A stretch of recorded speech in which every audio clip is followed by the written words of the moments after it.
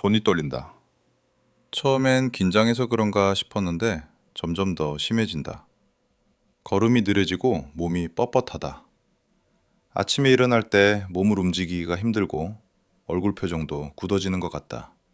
주변에서는 표정이 없어졌다거나 목소리가 작아졌다는 말을 듣는다.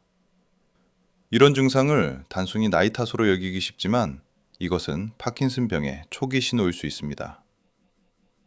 파킨슨병은 뇌의 종뇌에 있는 흑질이라는 부위에서 도파민을 만드는 신경세포가 서서히 파괴되는 퇴행성 뇌질환입니다. 도파민은 우리 몸의 움직임을 조절하는 신경 전달 물질인데 이것이 부족해지면 손떨림, 근육경직, 느린 움직임, 균형장애 같은 운동 증상이 나타납니다. 도파민 신경세포가 약 60%에서 80% 이상 손실되면 비로소 임상 증상이 나타나기 시작합니다. 다시 말해, 증상이 나타나기 훨씬 전부터 뇌 속에서는 이미 병이 진행되고 있었다는 뜻입니다. 대한 파킨슨병 및 이상운동질환학회에 따르면 국내 65세 이상 시니어 중 약 100명당 1명에서 2명이 파킨슨병을 앓고 있으며 70세 이상에서는 유병률이 더욱 높아집니다. 전 세계적으로는 약 1,000만 명 이상이 파킨슨병을 겪고 있고 고령화가 진행되면서 환자 수는 계속 증가하고 있습니다. 2040년에는 전 세계 파킨슨병 환자가 1,400만 명을 넘을 것으로 예상됩니다. 파킨슨병은 알츠하이머 치매 다음으로 흔한 퇴행성 뇌질환이지만 치매와는 다릅니다. 파킨슨병은 주로 운동 기능에 문제가 생기는 질환이며 초기에는 인지 기능이 비교적 잘 유지됩니다. 하지만 병이 진행되면 일부 환자에서 파킨슨 치매가 동반될 수 있습니다. 파킨슨병 환자의 약 30%부터 40%까지가 병이 진행하면서 인지장애를 경험하게 됩니다. 파킨슨병의 정확한 원인은 아직 명확히 밝혀지지 않았지만 유전적 요인과 환경적 요인이 복합적으로 작용하는 것으로 알려져 있습니다. 전체 환자의 약 5%부터 10%까지는 유전자 돌연변이와 관련이 있으며 SNCA, LRRK2, 파킨, PINK1, DJ1 같은 유전자가 관여합니다. 환경적 요인으로는 농약이나 제초제 노출, 중금속 노출, 머리 외상, 일산화탄소 중독 등이 위험 요인으로 지목되고 있습니다.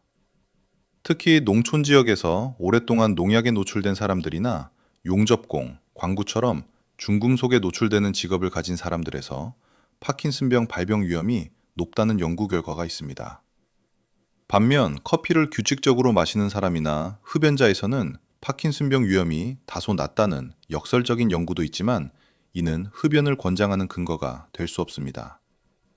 초기 진단과 치료가 중요합니다. 파킨슨병을 완치할 수는 없지만 적절한 약물 치료와 운동요법으로 증상을 조절하고 삶의 질을 크게 개선할 수 있습니다. 서울대학교병원 연구에 따르면 조기에 진단받고 적극적으로 치료받은 환자는 진단 후에도 10년 이상 독립적인 일상생활을 유지하는 경우가 많습니다. 그렇다면 파킨슨병에는 어떤 유형이 있을까요? 파킨슨병에는 4가지 핵심 증상이 있습니다.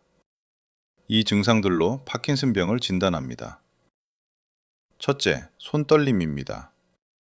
가만히 있을 때 손이나 발이 규칙적으로 떨립니다. 주로 한쪽 손에서 먼저 시작되며 엄지와 검지를 비비는 듯한 모양이 특징입니다.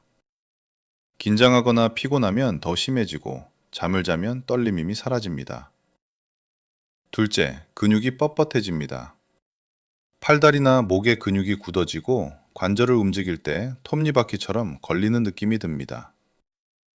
얼굴 표정이 줄어들고 무표정해 보이며 목소리가 작아지고 글씨가 점점 작아지는 증상도 나타납니다. 셋째, 움직임이 느려집니다. 의자에서 일어나거나 몸을 뒤집기가 힘들고 걸음걸이가 느려지고 보폭이 짧아집니다. 단축 기울기나 젓가락질 같은 세밀한 동작도 어려워집니다. 이 증상은 파킨슨병 진단에 꼭 필요한 요소입니다.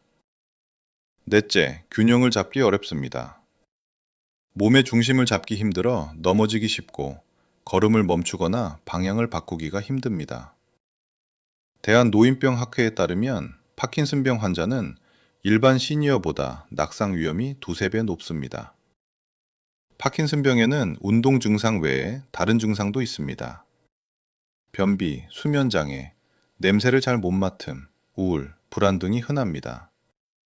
특히 변비는 환자의 절반 이상이 겪으며 손떨림보다 수년 먼저 나타나기도 합니다. 수면 중 소리를 지르거나 팔다리를 휘두르는 행동장애도 파킨슨병의 초기 신호로 알려져 있습니다. 냄새를 잘 못 맡는 증상은 환자의 대부분이 경험합니다. 우울과 불안도 매우 흔합니다. 환자의 절반 정도가 우울증을 경험하는데 이는 단순히 병에 대한 반응이 아니라 뇌의 신경 전달 물질 변화 때문입니다. 기립성 저혈압, 빈뇨, 배뇨곤란, 침 분비 증가, 피부지루, 통증 등도 나타날 수 있습니다. 파킨슨병은 크게 세 가지 유형으로 나뉩니다. 떨림 우세형은 손떨림이 주 증상이고 진행이 느립니다. 경직 운동 완만 우세형은 근육 경직과 느린 움직임이 주 증상이고 진행이 빠를 수 있습니다. 혼합형은 모든 증상이 비슷하게 나타납니다. 서울대학교 병원 연구에 따르면 떨림 우세형 환자는 일상생활 능력이 오래 유지되고 인지기능 저하가 느립니다. 반면 경직 운동 완만 우세형은 보행장애와 낙상 위험이 더 빠르게 높아지고 인지기능 저하와 치매 발생률도 더 높은 경향을 보입니다. 파킨슨병은 환자마다 증상과 진행 속도가 다르므로 개인 맞춤형 치료가 필요합니다. 그렇다면 파킨슨병을 어떻게 진단할까요? 파킨슨병 진단은 주로 임상 증상과 신경압적 검사를 통해 이루어집니다. 현재까지 파킨슨병을 확진할 수 있는 단일 혈액 검사나 영상 검사는 없습니다. 따라서 전문의는 환자의 병력과 증상, 신체 검사 결과를 종합해 진단합니다. 진단 기준은 영국 파킨슨병학회 뇌은행 기준이 널리 사용됩니다. 핵심 기준은 운동 완만이 반드시 있어야 하며 안정 시 떨림, 근육 경직, 자세 불안정 중 최소 하나 이상이 동반되어야 합니다. 또한 증상이 한쪽에서 시작해 반대쪽으로 진행하는 비대칭성이 특징적이며 레보도파 약물의 반응이 좋으면 파킨슨병 진단 가능성이 높습니다. 신경학적 검사에서는 환자의 걸음걸이, 균형, 근육 긴장도, 손가락 두드리기 속도, 팔 흔들기 등을 평가합니다. 의사는 환자에게 일어서기, 돌아서기, 걷기 같은 동작을 시켜 운동 기능을 관찰합니다. 손가락으로 엄지와 검지를 빠르게 반복해 맞대는 손가락 맞대기 검사나 주먹을 빠르게 쥐었다 폈다 하는 동작, 손바닥과 손등을 교대로 치는 동작 등을 통해 운동 속도와 리듬을 평가합니다. 뇌 MRI나 CT는 파킨슨병 자체를 진단하는 데는 한계가 있지만 뇌졸중, 뇌종양, 정상압 수두증 같은 다른 원인을 배제하는 데 유용합니다. 특히 다계통 위축증, 진행성 핵상마비, 피질 기저핵변성 같은 파킨슨 플러스 증후군을 감별하는 데 도움이 됩니다. 최근에는 도파민 운반체 영상 검사, DAT 스캔 또는 FPCI-TPET가 활용되는데 이 검사는 뇌의 도파민 신경세포 손상 정도를 시각화해 파킨슨병과 본태성 떨림 같은 다른 떨림 질환을 구별하는 데 도움이 됩니다. DAT 스캔은 특수 방사성 물질을 주입한 후 뇌의 도파민 운반체 밀도를 측정하는 검사로 파킨슨병 환자는 흑질 선조체 경로의 도파민 운반체가 현저히 감소합니다. 본태성 떨림은 파킨슨병과 혼동되기 쉬운 질환입니다. 본태성 떨림은 주로 움직일 때 손이 떨리고 안정 시에는 떨림이 줄어듭니다. 파킨슨병과 달리 근육 경직이나 운동 완만은 없으며 가족력이 있는 경우가 많고 술을 마시면 일시적으로 떨림이 줄어드는 특징이 있습니다. 또한 본태성 떨림 환자는 DAT 스캔에서 정상 소견을 보입니다. 약물 유발 파킨슨 증후군도 감별해야 합니다. 항정신병 약물, 위장관 운동 촉진제, 메토클로프라미드, 일부 항우울제 등은 도파민 수용체를 차단해 파킨슨병과 유사한 증상을 일으킬 수 있습니다. 이 경우 약물을 중단하면 증상이 호전됩니다. 대한 파킨슨병 및 이상운동 질환학회는 60세 이상에서 원인 모를 손떨림이나 걸음 변화가 6개월 이상 지속되면 신경과 전문의 진료를 받을 것을 권고합니다.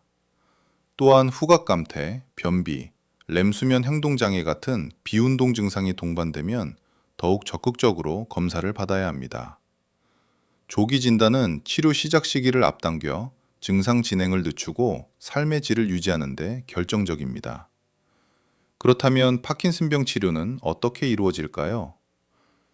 파킨슨병 치료의 핵심은 부족한 도파민을 보충하는 것입니다. 약물 치료는 파킨슨병 관리의 가장 중요한 축이며 적절한 약물 선택이 삶의 질을 결정합니다. 가장 효과적인 약물은 레보도파입니다. 레보도파는 뇌에 들어가 도파민으로 전환되어 운동 증상을 크게 개선합니다. 대부분의 환자가 레보도파 복용 후 떨림, 경직, 느린 움직임이 호전되는 것을 경험합니다. 레보도파는 주로 카비도파나 벤세라지드 같은 약물과 함께 복합제로 처방됩니다. 이들은 레보도파가 뇌로 가기 전에 몸 전체에서 분해되는 것을 막아 약효를 높이고 오심과 구토가 편 부작용을 줄입니다. 서울대학교 병원 연구에 따르면 레보도파 치료는 환자의 대부분에서 뚜렷한 증상 개선 효과를 보입니다. 그러나 레보도파를 오래 복용하면 약효 지속 시간이 짧아지는 현상과 몸이 저절로 움직이는 이상운동증이 나타날 수 있습니다. 약효 소지는 약을 먹은 후 몇 시간이 지나면 증상이 다시 나타나는 것으로 병이 진행될수록 약효 지속 시간이 점점 짧아집니다. 이상운동증은 몸통이나 팔다리가 불수혜적으로 움직이는 증상으로 레보도파 혈중 농도가 높을 때 주로 나타납니다. 이를 최소화하기 위해 초기에는 낮은 용량으로 시작하고 증상이 악화될 때만 서서히 증량하는 것이 원칙입니다. 레보도파 서방정이나 레보도파 용량을 줄이고 다른 약물을 병용하는 방법도 사용됩니다. 도파민 자금제는 도파민 수용체를 직접 자극해 도파민과 비슷한 효과를 냅니다. 프라미팩솔, 로피니롤, 로티고틴 패치 등이 대표적이며 레보도파보다 약효는 다소 약하지만 이상운동증 발생 위험이 낮아 젊은 환자나 초기 환자에서 먼저 사용되기도 합니다. 다만 졸음, 오심, 환각, 충동조절장애 같은 부작용이 있을 수 있어 주의가 필요합니다. 특히 충동조절장애는 병적 도박, 쇼핑, 성욕 항진 등으로 나타나 환자와 가족에게 심각한 문제를 초래할 수 있으므로 약물 복용 후 행동 변화를 주의 깊게 관찰해야 합니다. MAOB 억제제는 뇌에서 도파민을 분해하는 효소를 억제해 도파민 농도를 유지합니다. 셀레질린과 라사길린이 대표적이며 단독으로 사용하거나 레보도파와 병용할 수 있습니다. 비교적 부작용이 적어 초기 환자에서 자주 사용됩니다. COMT 억제제는 레보도파의 분해를 억제해 약효를 연장합니다. 특히 약효 소진 현상이 나타나는 환자에서 레보도파와 함께 복용하면 약효 지속 시간을 늘릴 수 있습니다. 엔타카폰과 톨카폰이 대표적이며 톨카폰은 드물게 간 독성이 있어 정기적인 간 기능 검사가 필요합니다. 항콜린제는 떨림 증상 완화에 도움이 되지만 시니어에서는 인지 기능 저하, 변비, 배뇨곤란, 시야 흐림 등 부작용 위험이 높아 신중히 사용됩니다. 특히 인지 기능이 저하된 환자나 녹내장 환자에서는 사용하지 않습니다. 아만타다만타딘은 초기 파킨슨병 증상 완화와 레보도파 유발 이상운동증 치료에 사용됩니다. 약물 복용 시 주의할 점은 정해진 시간에 규칙적으로 복용하고 임의로 중단하거나 용량을 조절하지 않는 것입니다. 약물을 갑자기 끊으면 증상이 급격히 악화되거나 드물게 악성 신경이완제 증후군 같은 심각한 합병증이 생길 수 있습니다. 이 증후군은 고열, 근육경직, 의식변화, 자율신경계 이상을 특징으로 하며 즉시 응급치료가 필요합니다.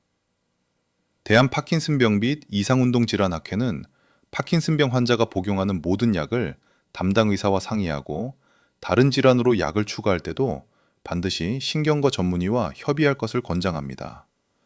특히 항정신병 약물이나 위장관 운동 촉진제 등은 파킨슨병 증상을 악화시킬 수 있으므로 주의해야 합니다. 약물 치료만으로 부족할 때는 어떻게 해야 할까요?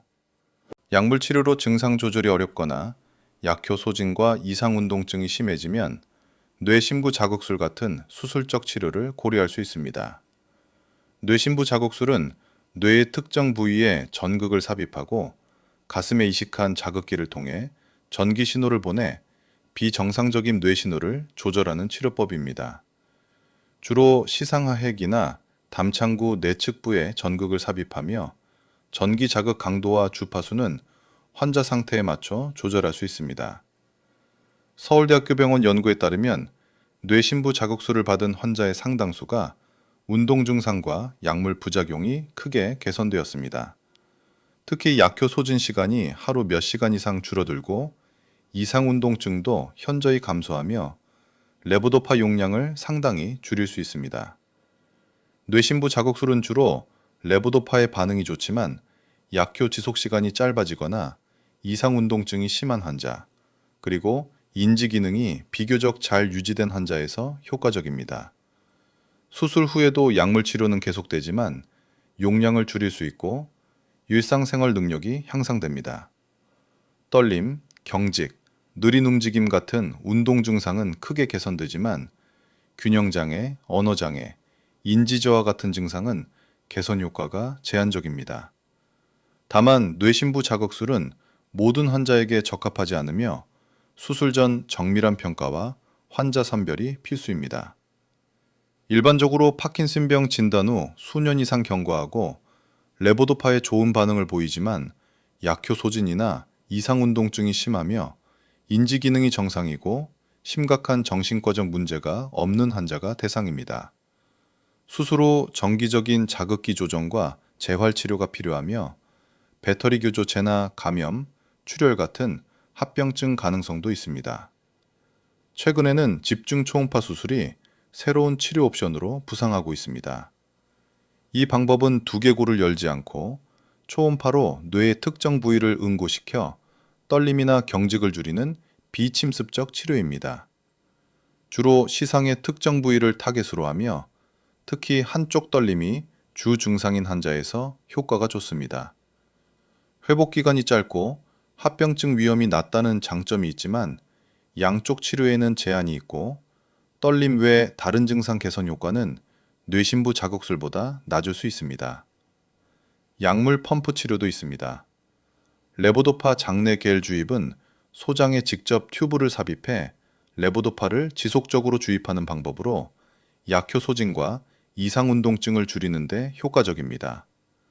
아포모르핀 피하 주입도 사용되며 이는 도파민 작용제를 펌프로 지속 주입하거나 급성 증상 악화 시 즉시 주사하는 방법입니다. 줄기세포 치료와 유전자 치료 같은 첨단 치료법도 연구 중입니다. 줄기세포를 이용해 손상된 도파민 신경세포를 대체하거나 유전자 치료로 도파민 생성을 증가시키는 방법이 시도되고 있지만 아직 임상 단계이며 안전성과 효과가 충분히 입증되지 않았습니다. 검증되지 않은 치료를 무분별하게 시도하는 것은 위험하며 고비용과 예측할 수 없는 부작용 가능성도 있습니다. 대한 파킨슨병 및 이상운동질환학회는 수술이나 첨단 치료를 고려할 때 반드시 파킨슨병 전문의와 충분히 상의하고 개인의 증상, 나이, 전신 건강 상태를 종합적으로 평가한 후 결정할 것을 권고합니다. 치료와 함께 일상생활 관리는 어떻게 해야 할까요? 파킨슨병 관리에서 운동과 재활은 약물 치료만큼 중요합니다. 규칙적인 운동은 근력과 유연성을 유지하고 균형 감각을 향상시켜 낙상을 예방하며 기분과 인지 기능 개선에도 도움이 됩니다. 또한 운동은 뇌의 신경 가소성을 높여 뇌기능 보호 효과도 있습니다. 대한 파킨슨병 및 이상운동질환학회는 파킨슨병 환자에게 주 여러 차례 하루 30분 이상의 유산소 운동을 권장합니다. 빠르게 걷기, 실내 자전거 타기, 수영, 댄스 등이 좋으며 특히 리듬에 맞춰 걷는 리듬 보행 훈련은 보폭과 속도를 개선하는 데 효과적입니다. 메트로놈이나 음악에 맞춰 걷거나 바닥에 선을 그어 놓고 큰 보폭으로 걷는 연습이 도움이 됩니다. 근력 운동도 중요합니다. 탄력 밴드나 가벼운 아령을 이용한 저항 운동은 근육 경직을 줄이고 근력을 유지하는 데 도움이 됩니다. 팔과 다리, 몸통 근육을 골고루 운동하고 하루 10분에서 15분 주 여러 차례 실시하는 것이 좋습니다. 무리하지 않고 천천히 시작해 점차 강도를 높이는 것이 안전합니다. 스트레칭은 관절 가동 범위를 넓히고 경직된 근육을 이완시킵니다. 특히 목, 어깨, 허리, 다리 근육을 중심으로 아침에 일어나서 운동 전후, 잠자기 전에 실시하면 효과적입니다. 각 동작을 충분히 유지하고 통증이 있으면 무리하지 마세요. 균형 훈련은 낙상 위험을 줄이는 핵심입니다.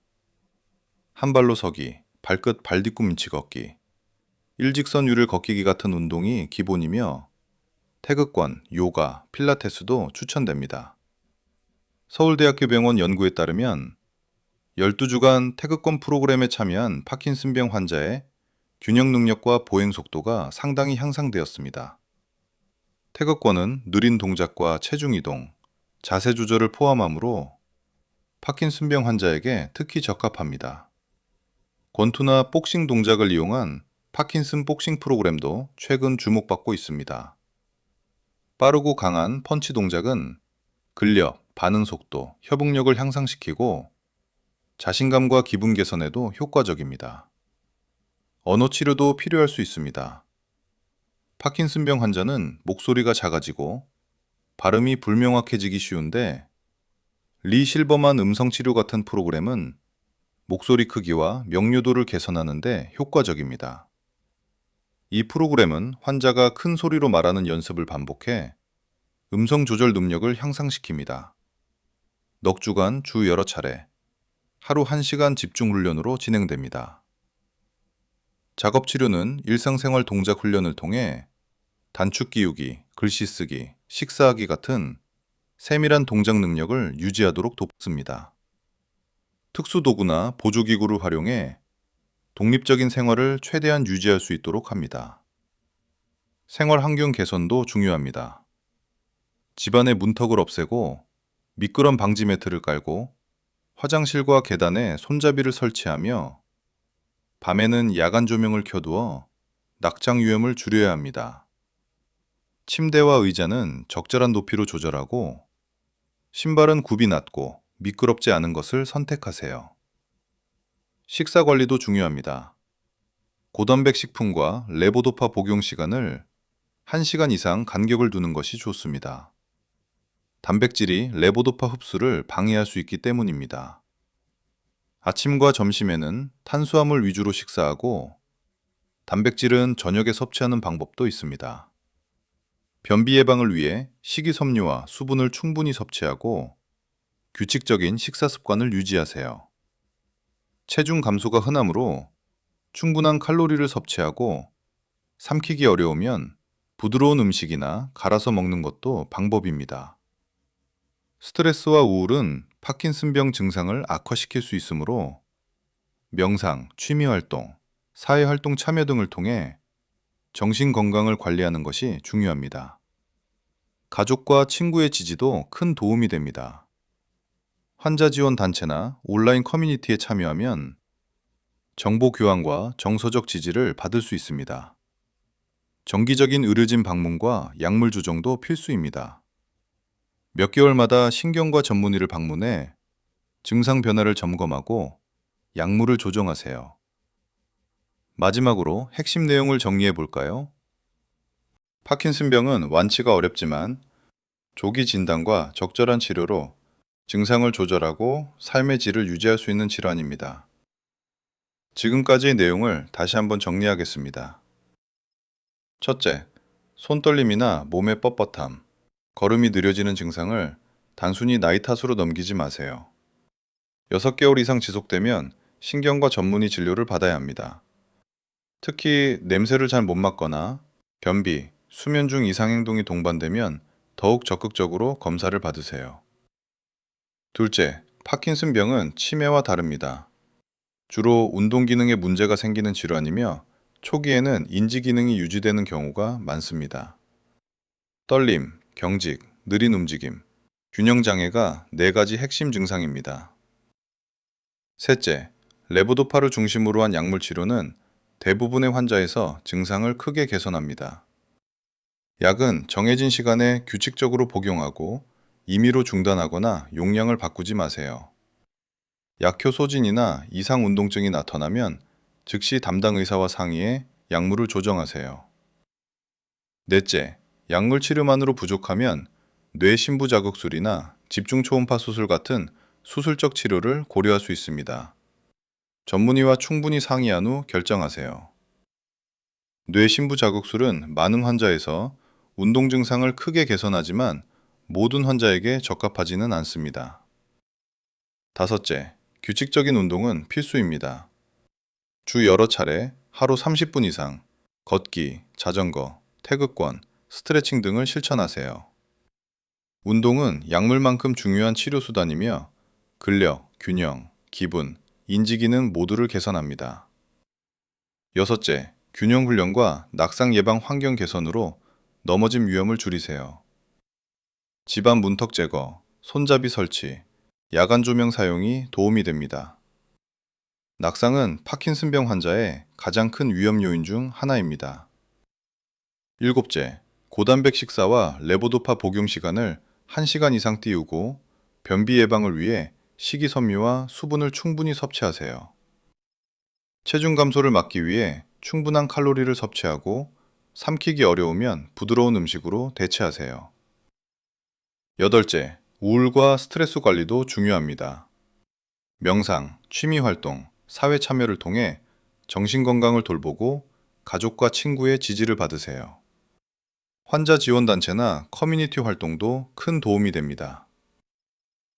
파킨슨병은 평생 관리가 필요한 질환이지만 꾸준한 치료와 적극적인 재활, 그리고 건강한 생활 습관으로 증상을 조절하고 독립적인 일상을 오래 유지할 수 있습니다. 절망하지 마시고 전문가의 도움을 받으며 하루하루 최선을 다해 관리하세요. 오늘 영상이 도움이 되셨다면 구독과 좋아요, 알림 설정 부탁드립니다. 궁금한 점이나 다뤄줬으면 하는 주제가 있으시면 댓글로 남겨주세요. 건강한 노후를 함께 준비해 나가겠습니다. 감사합니다.